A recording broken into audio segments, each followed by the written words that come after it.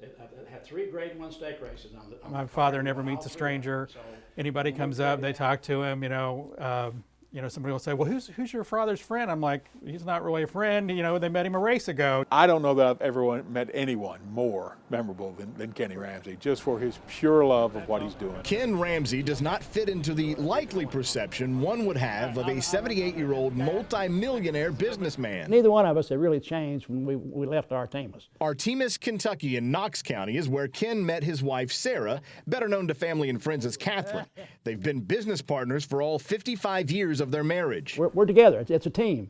So she's been the sort of the anchor, and she's still the glue that holds the family together. They made most of their fortune by getting in early on the cell phone industry. So I read this article about cellular telephones in a magazine, and I thought, my gosh, that's a better mousetrap.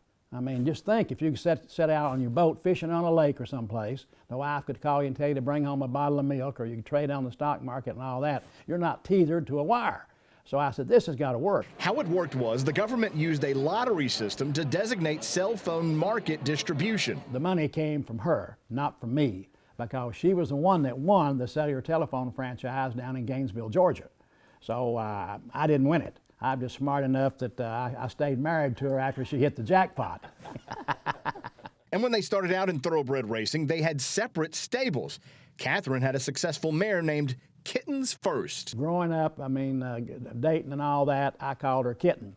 Matter of fact, I even bought her a little stuffed kitten one time, which got me a lot of brownie points.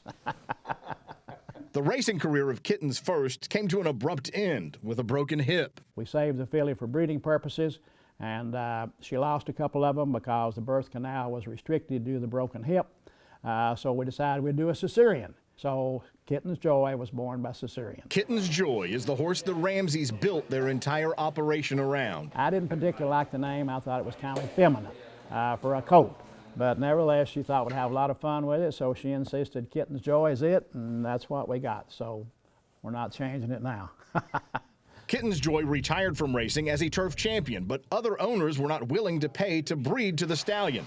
So the Ramseys purchased their own mares to match with Kitten's Joy, but not the kind of high-priced breeding stock that increases a stallion's likelihood of producing winners. Everybody's saying, oh, that's suicide what you guys are doing.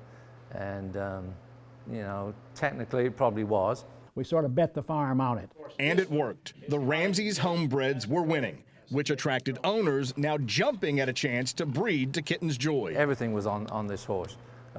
If he hadn't have made it, we probably wouldn't be here. I don't think I would have lost the farm, but we wouldn't be riding high, wide, and handsome like we are. Demand is high.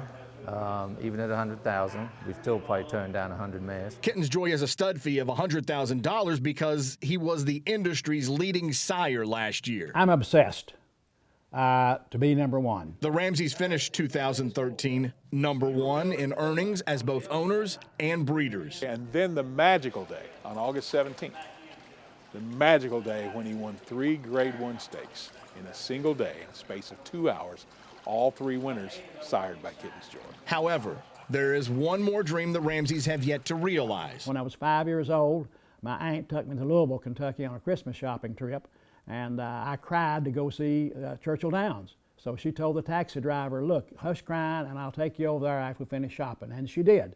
I'll never forget it. They let me out back there where the bank is on the corner now, and I saw the twin spires through the gate, and that satisfied me. The Ramseys have had 4 horses run in the Derby so far, but the best finish was 8th. To us Kentucky hillbillies, I guess we've been called, from southeastern Kentucky, the Kentucky Derby would be the pinnacle. That would be the crowning achievement. He is a classic American success story, a classic Kentucky success story, with still plenty of room for that story to improve and grow.